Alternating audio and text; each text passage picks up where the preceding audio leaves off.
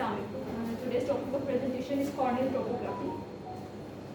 Specific learning outcomes. By the end of the presentation, audience will be able to define corneal topography, differentiate topography from tomography, describe general principle of topography, discuss systems used for keratometry and keratoscopy, interpret corneal topography scan and analyze clinical uses of topography. Introduction हमें मतलब corner topography में जाने से पहले हमें normal जो corner readings हैं उनका पता होना चाहिए. अगर नॉर्मल का पता होगा तो हमें उसकी एब्नॉर्मलिटीज को डिटेक्ट कर सकते हैं. Cornea is the most powerful reflecting element of the eye, contributing 43 diopters of the total reflective power of eye. Since the shape of corneal surface determines its reflective power, even a minor change in its surface can lead to significant alteration of image form on the retina. Interior surface of the cornea is elliptical in shape and horizontal diameter of the interior surface of cornea is 11.5 mm and the vertical diameter is 10.6 mm. Posterior surface of cornea is circular with average diameter of 11.5 mm. Thickness of cornea at the center is 0.52 mm when it is thinnest at the center and thickest at the periphery. So at periphery it is 0.8 mm and at limbus it is 1 mm. Anterior radius of curvature is 7.8 mm. और ये important है क्योंकि आगे further केराटोमेट्री में भी हम radius of curvature को major करते हैं थ्रू केराटोमीटर और फिर इसको हम डायोप्टरिक वैल्यूज में भी कन्वर्ट करते हैं. Posterior radius of curvature is 6.5 mm. Zones of cornea. Central zone is approximately this is a central zone of cornea which is approximately 4 mm diameter and it is also called apical zone or the axial zone of cornea. Paracentral zone which is 4 to 8 mm in diameter and it is after central zone. This is the peripheral, the paracentral zone and it is flatter than the central zone and both the central zone and the paracentral zone together are called optical zones of the cornea. Peripheral zone is 8 to 11 mm and where normally cornea flattens the most and become aspheric and the last one is the limbic zone. What is corneal topography? It is actually the study of the shape of the corneal surface and it is a non-invasive imaging technique. How it's done? And it's done mostly through pseudo-disc topography which evaluates the cornea based on the reflection of concentric rings. Because cornea एक reflecting surface है but mostly reflecting surfaces भी light को reflect करते हैं जिसकी वजह से हमारे पास image बनते हैं जो कि प्रिंसिपल हम यूज़ करते हैं परपेंडिकुलर इमेजेस में भी और प्लेसिडो डिस्क में भी कि हमारे पास रिंग्स के हम इमेजेस फॉल करवाते हैं तो उसकी फिर हम इमेजेस देखते हैं कि कंसेंट्रिक रिंग्स फार अपार्ट हैं और क्लोज हैं और ये वाले और वाइडली स्पेस रिंग्स का मतलब है कि फ्लैटर कॉर्निया है एंड क्लोजली स्पेस रिंग्स में steeper cornea and this Placido disc is mostly used in devices Opscan, Atlas and Nidec Copy. And what's the difference between topography and tomography? Topography is like a study of interior surface of the cornea. But tomography we actually study the radius of curvature and surface of the anterior and the posterior part of the cornea together.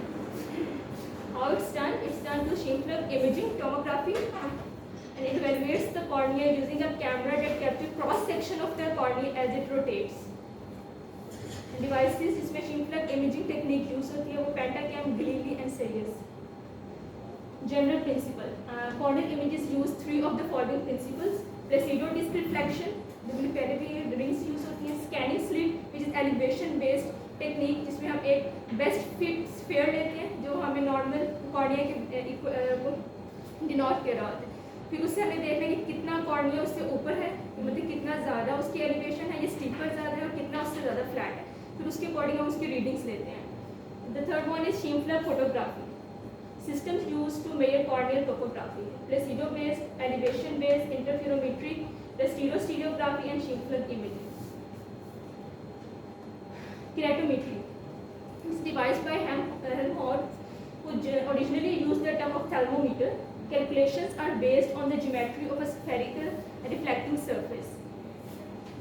Based on the fact that anterior surface of the cornea acts as a convex mirror and the size of image varies with curvature, helps to measure the radius of curvature of interior corneal surface from 4 reflected points within central zone of 3 mm zones of cornea. Keratometry में हम सिर्फ central जो zone है हमारे पास 4 mm का या 3 mm का सिर्फ उसकी रीडिंग्स ले सकते हैं. प्रिंसिपल इसका क्या है कि हमारे पास एक इमेज है जो कि O है, उसका distance from convex lens is denoted by U, and image fall होते हैं जो कि mostly at the focal point of the convex surface और द सरफेस के होते हैं। तो उसको हम लोग आई इमेज आएगा, उसका जो डिस्टेंस है फ्रॉम सरफेस इज V। इसका फॉर्मूला आता है image over object is equal to distance of image divided by distance of object. अब क्योंकि ऑब्जेक्ट इमेज जो हमारा फॉल किया है वो फोकल पॉइंट पे है, और फोकल पॉइंट हमारा जो रेडियस ऑफ कर्वेचर होता है उसका स्क्वायर है। कि हमारे पास एक्चुअली में जो ये सेंटर ऑफ कर्वेचर है, ये radius of curvature of a refracting surface है, and it is double the that of focal point of that refracting surface. So V is equal to focal length, and focal length is equal to R square of radius. इस formula को हम change करेंगे तो I over O is equal to B की जगह आएगा हमारे पास F लिख सकते हैं और 2R एंड U।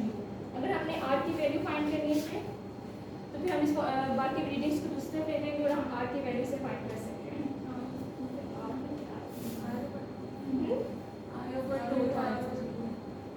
सॉरी, तो इसमें हमारे पास आएगा मैंने उल्टा कर दिया।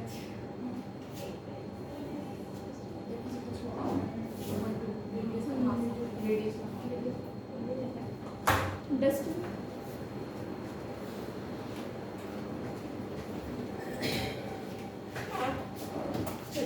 F तो हमारे पास आएगा मतलब रेडियस जितना है उसका हाफ हो जाए, मतलब फोकल लेंथ आती है।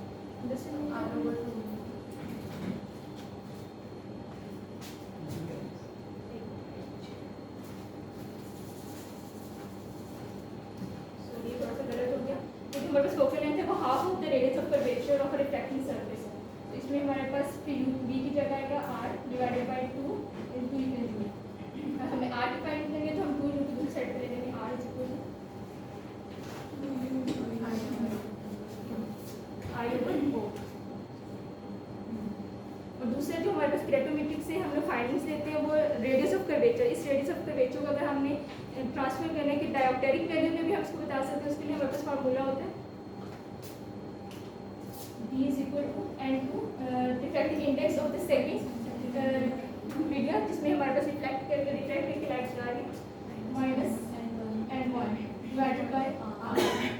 N2 हमारे पास, क्योंकि हमारे पास एयर से जा रही है कॉर्निया पे, तो हमारे पास जो N2 है वो कॉर्डिनेट ईयर फिल्म का रिफ्रैक्टिव इंडेक्स होगा, जो कि हम लेते हैं 1.337। N1 is the refractive index of air, which is 1, and R is this, हमने भी पढ़ा था पहले कि इंटीरियर रेडियस ऑफ कर्वेचर वो 7.8 mm होता है। इस वैल्यू में हम पुट करें से 1.337 माइनस 1 डिवाइडेड बाय 7, और इस मीटर्स को हमने कन्वर्ट करना है, मिलीमीटर्स को मीटर्स में कन्वर्ट करना है। तो इसका डिवाइड करेंगे 1000 से, तो 0.0008। टोटल हमारे पास 43 डायोप्टर्स जो नॉर्मल वैल्यू हमारे पास कॉर्निया की वो आ जाएगी।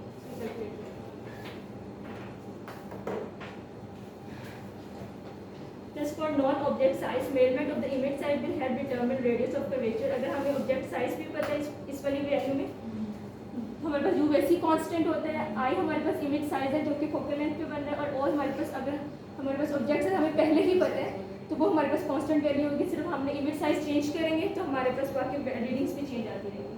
Just for non-object size, measurement of image size will help determine radius of curvature।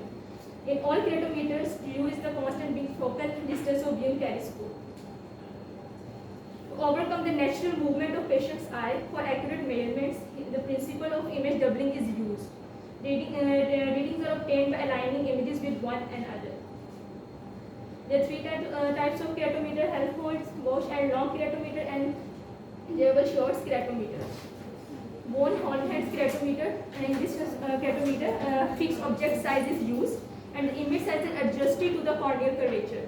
So using rotating glasses plane to obtain doubling of images। इसका प्रिंसिपल ये क्या मतलब, मोस्टली अभी हमने पढ़ा कि ऑब्जेक्ट साइज अगर हम एक स्पेसिफिक ले लें, मतलब हम एक स्टैंडर्ड रख लिए, तो हमने सिर्फ इमेज साइज चेंज करना है तो रेडियस ऑफ कर्वेचर हमारे पास चेंज होता रहेगा। लेकिन जो हमारे पास नेक्स्ट वाला है इसका भी प्रिंसिपल सेम है। जो हमारे पास जेवर श्योर्स है उसमें हम वेरियल ऑब्जेक्ट साइज लेते हैं और कांस्टेंट इमेज साइज लेते हैं। तो उसमें हमें ऑब्जेक्ट साइज सेम रखना है, इमेज साइज चेंज करना है। But in this keratometer we have to change object size, variable object size लेंगे, उसके according radius of curvature change होगा, but the image size will remain constant. In Gauss and long chretometer also based on the principle of constant object size and the variable image size. And Jever-Schior's chretometer is based on the principle of variable object and the constant image size. And doubling of image is achieved by Wollaston prism. Limitations of chretometry. It assumes cornea to be spherical. अगर cornea सिर्फ spherical होगा, जो कि normally aspherical होता है, तो इसलिए हमें सिर्फ central part की दे रहा होता है, बाकी areas की हमें readings नहीं देता। Details of any center 3 mm ignoring peripheral corneal zones. Loss of accuracy when wearing very steep or flat corneas. Small corneal irregularities preclude the use of due to irregular astigmatism. Keratoscopy, also known as placebo disc, an ophthalmic instrument used to assess the shape of interior surface of the cornea. The one is handheld placebo disc keratoscope. Consists of equally spaced alternating rings of white and black drawn on an instrument and with a hole in center to observe patient's cornea. Utilize corneal reflections of the bright images, which is Purkinje images, due to the reflection from the surface of the cornea. हमारे पास एक instrument होता है जिसके ऊपर इस तरह की rings होती हैं, वाइट और ब्लैक रिंग्स होती हैं, और सेंटर में उन्होंने एक अपर्चर बनाया होता है जिसपे लेंस रिमूव होता है ताकि हमारे पास मैग्नीफाइड इमेज प्रोड्यूस हो। हैंडल है और ये सारी रिफ्लेक्टिंग रिंग्स हैं। इससे हम लोग ने लाइट फॉल करवाते हैं। लाइट पेशेंट के बैक पे भी हो सकती है और उस इंस्ट्रूमेंट के अंदर भी होती है। वो फॉल करवाते हैं तो हमारे पास इमेजेस बनते हैं कॉर्निया पे। फिर उस पर हम लोग रिंग्स की इमेजेस को हम देखते हैं कि वो कहाँ पे फ्लैटर, कहाँ पे आपस में स्टीपर्स है। जहाँ पे स्टीपर कॉर्निया होगा वहाँ पे रिंग्स बिल्कुल क्लोज हो जाएंगे, और जहाँ पे रिंग्स हमारे जहाँ पे फ्लैटर होगा, थोड़ा सा ज़्यादा फ्लैट होगा, वहाँ पे रिंग आप अपार्ट चले जाएंगे। जैसे इस इमेज में ये नॉर्मल इमेज है और ये क्रेटोकोनस का है, क्योंकि क्रेटोकोनस में सिर्फ एक पॉइंट पे थीनिंग होती है, स्टिपनिंग होती है। जहाँ पे स्टिपनिंग है वहाँ पे रिंग्स आपस में क्लोज है और जो बाकी एरिया वहाँ पे दूर होते हैं। Steeper the cornea, the closer reflective rings of Placido disc like one and other. ये प्लेसिडो डिस्क क्रेटोस्कोपी है। ये नॉर्मल एस्फेरिक कॉर्निया है और ये against the rule astigmatism. Normally vertical जो प्लेन है कॉर्निया का, वर्टिकल में रीडिंग वो मोर स्टीपर होता है एज कम्पेयर टू हॉरिजॉन्टल। अगर उसको हम करते तो विद द रूल एस्टिग्मेटिज्म होता, उसमें भी हमारे पास जो रिंग्स हैं वो वर्टिकल प्लेन में क्लोजर होते हैं, हॉरिजॉन्टल प्लेन में फार अपार्ट होते हैं। बट ये अगेंस्ट द रूल एस्टिग्मेटिज्म है। इसमें वर्टिकल प्लेन में हमारे पास रिंग्स में डिस्टेंस ज़्यादा है और हॉरिजॉन्टल प्लेन में डिस्टेंस कम होता जा रहा है। और ये अगेन क्रेटोकोनस की, जहाँ पे स्टीपर है वहाँ पे एक रिंग है और जहाँ पे फ्लैटर कॉर्निया वहाँ पे ये आपस में दूर दूर है। डिसएडवांटेजेस क्या है हमारे पास प्लेसिडो डिस्क के? Small degree of abnormality of corneal shape are not easily identifiable, cannot be used in corneas with epithelial defect and stromal ulcers। अगर ओपेसिटीज हैं तो इमेज ही नहीं बनेगी। जब इमेज ही नहीं बनेगा तो इसका प्रिंसिपल कैसे था, प्रिंसिपली फॉलो नहीं हो रहा तो हमारे पास रिजल्ट्स नहीं आएंगे। Because of non reflection of image by the cornea, anatomy of nose and orbit may limit field size and restrict the corneal area that can be examined। Photokeratoscopy. Photokeratoscopy is actually a photographic film camera attached to a keratoscope. Current photokeratoscopy have 9 to 15 rings which cover 55 to 75% of the corneal surface. Closer to lines steeper is the corneal surface and farther apart the lines flatter is the corneal surface. Corneal cylinders of up to 3 diopters can escape detection by use of keratoscope. Orb scan. जो हमने पहले 3 principles बने थे, प्लेसिडो disc पे scanning slit और स्टिम्पलेक, उसमें से जो स्कैनिंग स्लिट है एलिवेशन बेस्ड प्रिंसिपल है वो ऑफ स्कैन में अप्लाई होता है। इस based on the scanning slit photography system, elevation based method for assessment of corneal curvature power. ये इमेज है, इसमें इन्होंने बताया हुआ कि एक हमारे पास सर्कल है, हमने एक सर्कल लिया बेस्ट फिट। अब उस बेस्ट फिट सर्कल से जितना ऊपर स्टीपर होगा उतना हमारे पास कलर रेड में आएगा, और जितना फ्लैटर सरफेस होगी इस बेस्ट फिट सर्कल से उतना हमारे पास वो ब्लू सर्कल में जाता रहेगा। जो हमारे पास स्टैंडर्ड होता है जो सर्कल है उसको हम ग्रीन कलर में प्रेजेंट करते हैं। ये कोडिंग से ही हम आगे भी पढ़ सकते हैं।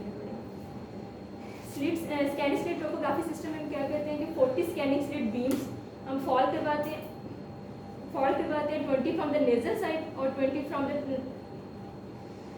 temporal side, and each of the 40 slits images triangulates one slice of the ocular surface. Ocular surface का पूरा एक surface को triangulate करेंगे, उसकी readings देंगे, और total duration of examination जो है वो 1.5 seconds की है.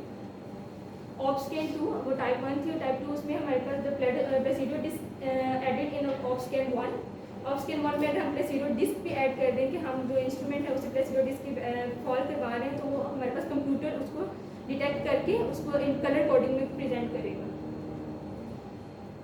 Best fit sphere is actually the computer calculates a hypothetical sphere that matches as close as possible to actual cornea being measured.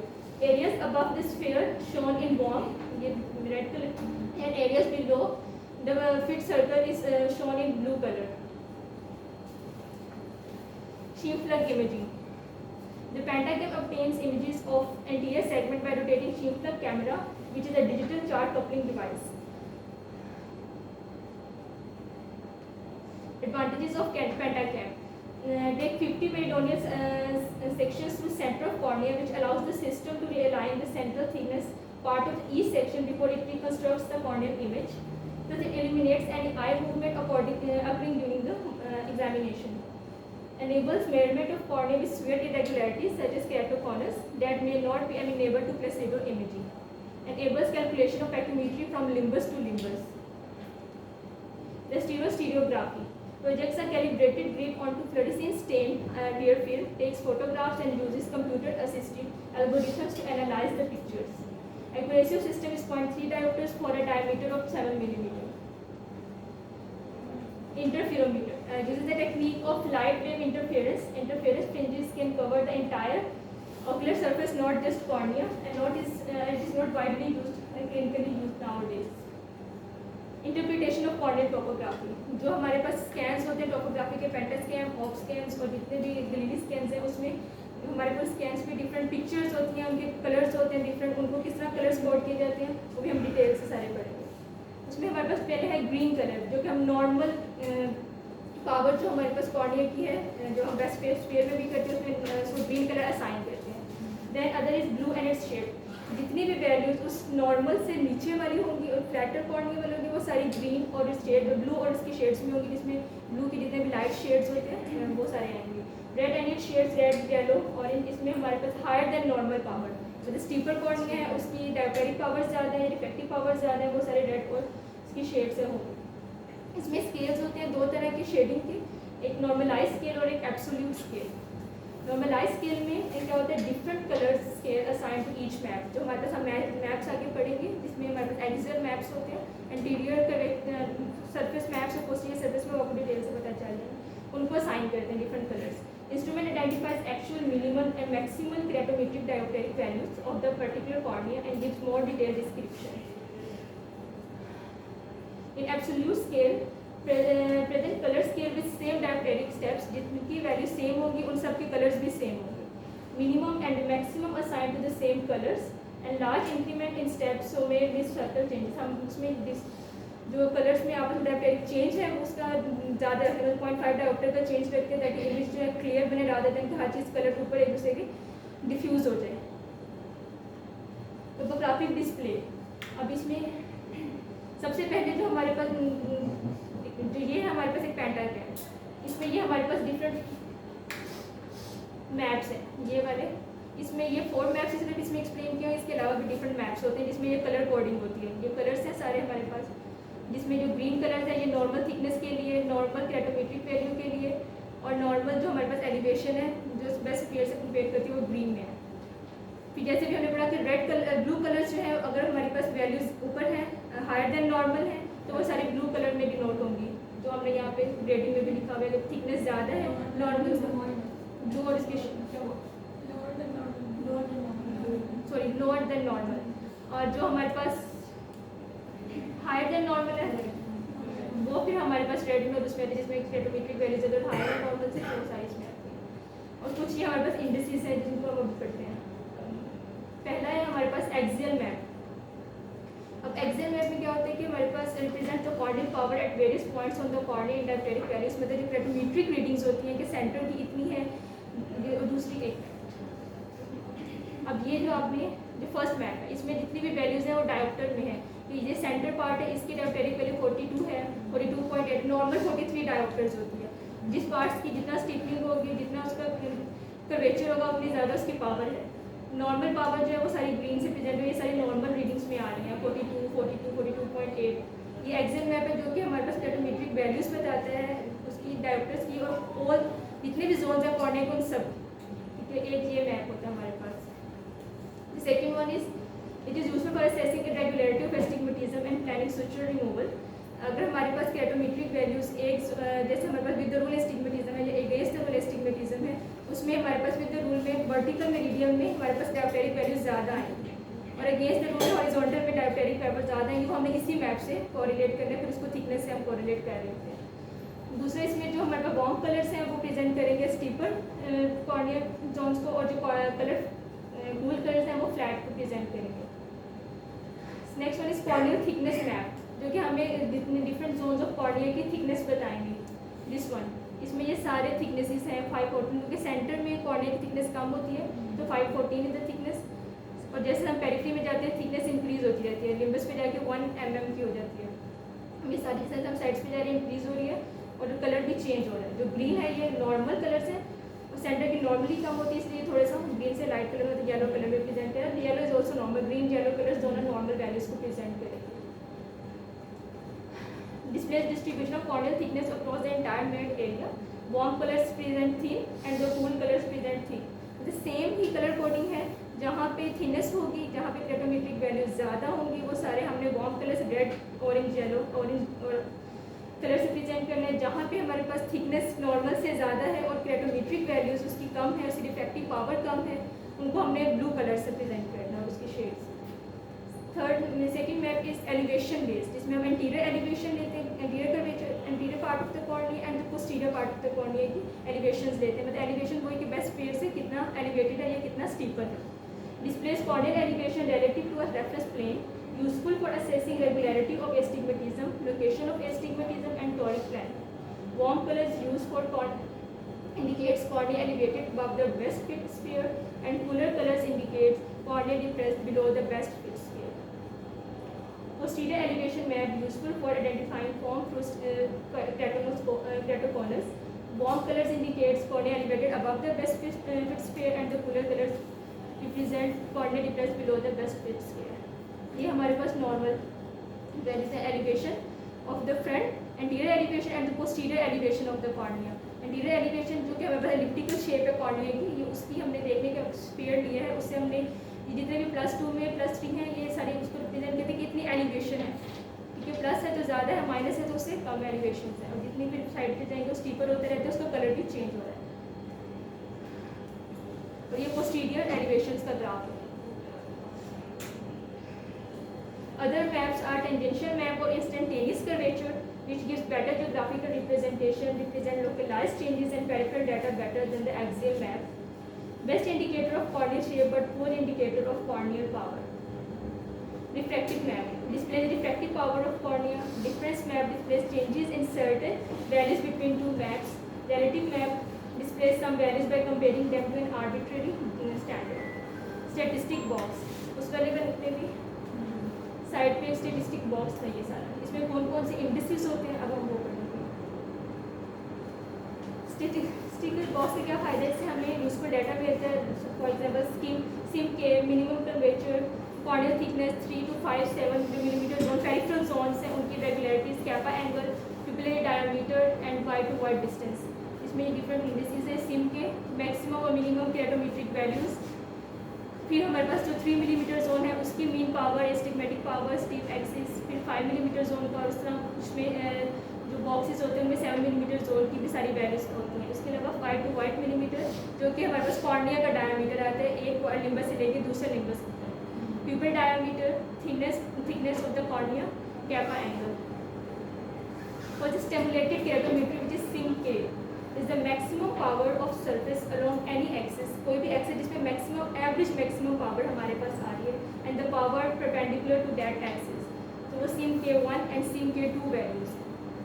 Surface regulatory index measures regularity in central zone 4.5 millimetre, 0 for smooth surface and increase with increasing astigmatism. Surface asymmetry index, weighted summation of differences in corneal power between corresponding points 180 degrees apart. Asphericity, जो कि हमें cornea की एलिप्टिसिटी या corneal shape बताता है कि वो either spherical, elliptical और विच वन शेप, प्रोलेट है और ऑब्लेट शेप है. Described quantitatively by the Q value. If the Q value is equal to 0, it means it is a sphere. If Q value is less than 0 for prolate surface and greater than 0 for oblate surface. जो हमारे पास prolate की values हैं वो positive में आएंगी, जो oblate की है वो नेगेटिव में आएंगी. Normal cornea has a Q value of minus 0.26. K1 and K2 and Km, two major meridians determined using the 3 mm ring, 90 degree to each other. K1 is usually the flat meridian and K2 is the steeper meridian of anterior corneal surface. Km is the average of the K1 and the K2 readings. RF, RS are the and RM are the radius of the curvature corresponding with the K1, K2 and Km respectively. Axis are the meridians that require no cylindrical power to correct astigmatism. R2 is the average radius of curvature between the 6 mm and the 9 mm of curvature. R minimum is the smallest radius of curvature in entire field में mm. May be elevated in keratoconus. Pachy-apex is the corneal thickness at the apex. K-max is the steepest point over anterior surface of the cornea. Corneal topography in normal cases. Normally, cornea flattens progressively from the center to periphery and the nasal area flattening more than the temporal one. Approximate distribution of keratographic pattern varies. ये different keratographic patterns हैं जो कि cornea में हो सकते हैं. Round 33%, Oval 21%, symmetrical बो और टाइप सिमेट्रिकल बो type typical for regular astigmatism, asymmetric बो टाइप एंड द इरेगुलर. ये हमारे पास क्वेश्चन है. ये राउंड केटोग्राफिक पैटर्न है. ये ओवल, ये स्पीरियर स्टीपनिंग, इट्स मीन ऊपर वाला पार्ट ज़्यादा स्टीपर है. इंफीरियर स्टीपनिंग, इरेगुलर कॉर्निया, जहाँ पे ज़्यादा स्टिपनिंग आ रही होगी रेगुलरिटी में वहाँ पे ये रेड और येलो कलर से, बाकी ब्लू है. सिमेट्रिकल बो विद स्क्यूड रेडियल एक्सिस, ये बो है लेकिन ये क्योंकि इनके एक्सिस आपस में 90 डिग्री स्ट्रेट नहीं है, एक जैसे नहीं, थोड़ा सा चेंज हो रहा है. एसिमेट्रिकल बो टाइप विद इंफीरियर स्टिपनिंग, एसिमेट्रिक बो टाइप विद सुपीरियर स्टिपनिंग, एसिमेट्रिक बो type with skewed radial axis and symmetrical बो टाइप. ये डिफरेंट तरह के स्टेटोग्राफिक फाइंडिंग्स है. और कुछ हमारे पास डिजीज़ से भी स्पेसिफिक फाइंडिंग्स होती हैं कि जैसे हमारे पास बोर्ड टाइप केटोकोनिस के लिए भी डायग्नोस्टिक है और बटरफ्लाई जो है हमारे पास वो प्लूसिड मार्जिनल डिजनरेशन के लिए होता है. Clinical uses of keratography. Number 1 is the most common uses का केराटोकोनस में है. इन विच जो फाइंडिंग्स है हमारे पास टोपोग्राफिक में, उसमें हमें मिलते हैं inferior स्टीपनिंग, inferior area of steepening, area of increased power surrounded by concentric rings of decreased power, inferior superior power asymmetry and swing of the steepest radial axis above and below the horizontal meridian. Keratoconus predictability index. Derived from 8 topographic indices and KPI of greater than 0.23 is indicated for keratoconus. Kisa percentage index is the product of central K readings, inferior minus superior keratometric values, astigmatism measured by sim K value and skewed radial axis index. 60% or more is suspected and 100% is diagnostic. Other diagnostic criteria for keratoconus is Rabinowitz consists of 3 topography derived indices. Keratometry value of 47.2 D or greater in the central cornea. जब हमारे पास patients आते हैं और हम उनका पेंटा के या ops के जब देखते हैं उसमें हमने 3 फाइंडिंग्स नोट कर लिए. हम इस टाइप के डायग्नोस्टिक क्राइटेरिया के बेसिस पे अगर डायग्नोस कर रहे हैं. एक keratometric value should be greater than 47.2 और equals to 47.2. Inferior minus superior asymmetry value 1.4 dioptre minus 1.9 dioptres. अगर तो 1.4 से 1.9 के दरमियान है तो हमारे पास सिर्फ सजेस्टिव ऑफ केराटोकोनस है, सिर्फ डायग्नोस्टिक नहीं है अभी. लेकिन अगर यही वैल्यू ग्रेटर देन 1.9 डायोप्टर तो diagnostic of keratoconus. Posterior float elevation is greater than 40 micrometers, suggestive of posterior ectasia. The pentacam for a keratoconus patient. इसमें हमारे पास ये सारा बॉक्स है, स्टैटिस्टिकल बॉक्स है जिसमें हमारे पास रेडियस 1 है, K1 है 68.3 डायोप्टर है. जो कॉर्निया नॉर्मली 47 से मिला दिया तो 68 पे चलेंगे जो कि बहुत ज़्यादा स्टीपनिंग की वजह से. K मैक्सिमम जो यहाँ पे 71.5 डायोप्टर्स. ये कॉर्निया फ्रंट की कॉर्निया की, ये बैक ऑफ कॉर्निया की और ये पैकी वैल्यूज हैं. इन वैल्यूज़ को हमने कोऑर्डिनेट करना होता है इसकी थिकनेस के साथ लाजमी, क्योंकि समटाइम्स थिकनेस 540 530 पे होती है, तो एस्टिग्मेटिज्म की वजह से भी डायप्टेरिक वैल्यू ज़्यादा आ सकती है। यहाँ पे थिकनेस इस वाले ग्राफ में जो थिकनेस है सेंटर में वो मिनिमम थिकनेस जो है हमारे पास 359 माइक्रोमीटर है। इट्स मीन कि काफ़ी ज़्यादा स्टेपनिंग और थिनिंग ऑफ कॉर्निया। फिर ये फ्रंट एलिवेशन एंटीरियर जो सरफेस ऑफ कॉर्निया है उसको प्रेजेंट कर रहे हैं कि इसमें रेड है, इट्स मीन कि ये वाला पार्ट कॉर्निया का बहुत ज़्यादा एलिवेटेड है, बहुत ज़्यादा स्टीपन है, तभी जो कॉन शेप अपीयरेंस होती है क्रेटोकोनस को आप उसको ये प्रेजेंट करेंगे। ये posterior part of the cornea में ये रेड पार्ट इंडिकेट करेगा कि यहाँ पे उसकी एलिवेशन नॉर्मल से +169 है, यहाँ पे +197 है, इतना ज़्यादा स्टीपन होगा। अनदर पिक्चर ऑफ पेंटाग्राम, ये हमारे पेशेंट प्रेजेंट हुआ था, ये उसका पेंटाग्राम। ये कर्वेचर है, ये थिकनेस है, थिकनेस इसकी जो मिनिमम है 482 माइक्रोमीटर है। ये इंटीरियर एलिवेशन और ये पोस्टीरियर एलिवेशन। और इसमें second one is pelvic marginal degeneration, इसमें क्लासिकल बटरफ्लाई अपीयरेंस होती है, इसमें देखिए ये वाले और ये वाले। Against the root astigmatism in early stages and thinning is concentric to the limbus, generally between 4 to 8 o'clock positions. Normally pelvic marginal में thinning of the peripheral part of the cornea आता है within the limbal zone। यहाँ पे तो ये वाली सारा zone है, ये हमारे पास थिन है, जो साइड वाला सारा zone. There is astigmatism. Regular astigmatism, uniform steepening along a single corneal meridian that can be fully corrected with a cylindrical lens. Expected topography में क्या होगी, symmetric bow tie along a single meridian. एक ही meridian में हमारे पास एक bow tie appearance है, बिल्कुल bow की तरह।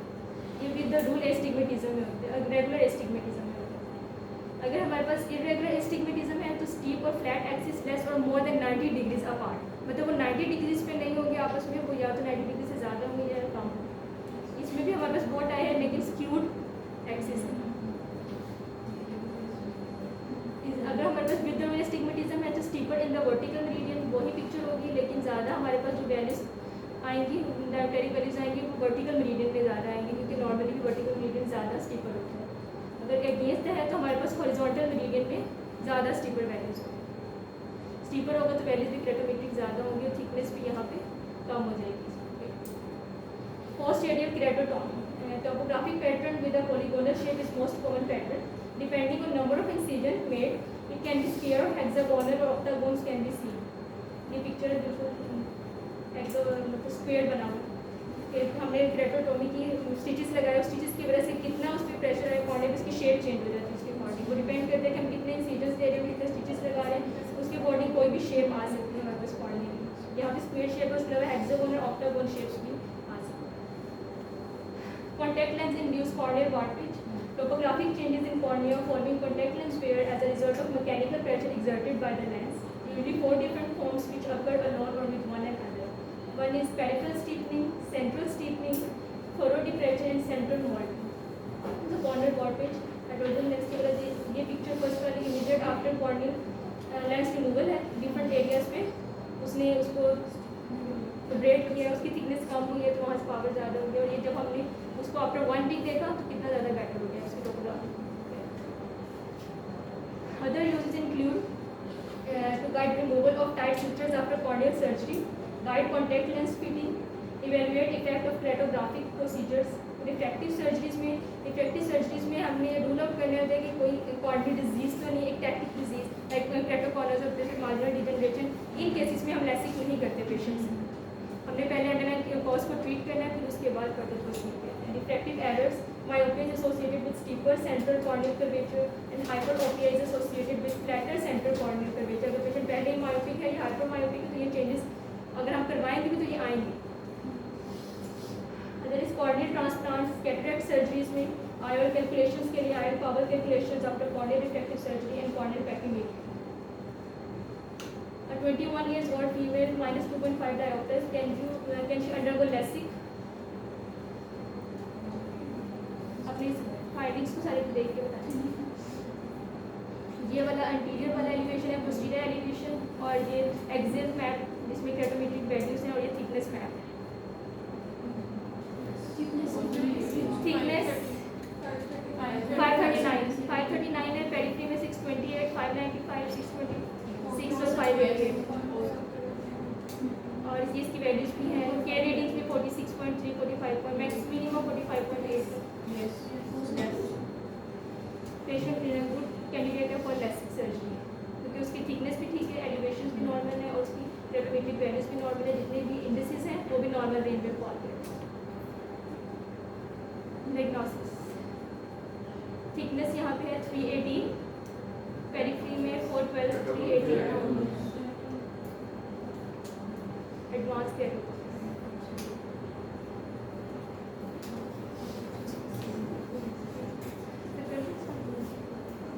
Which of the following corneal topography pattern is indicative of keratoconus?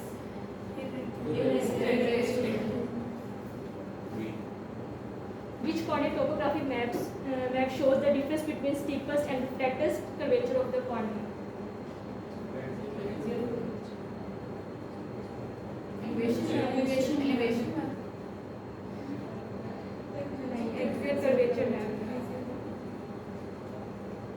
The corneal topography pattern known as with the rule astigmatism indicates that the steeper meridian is typically vertical.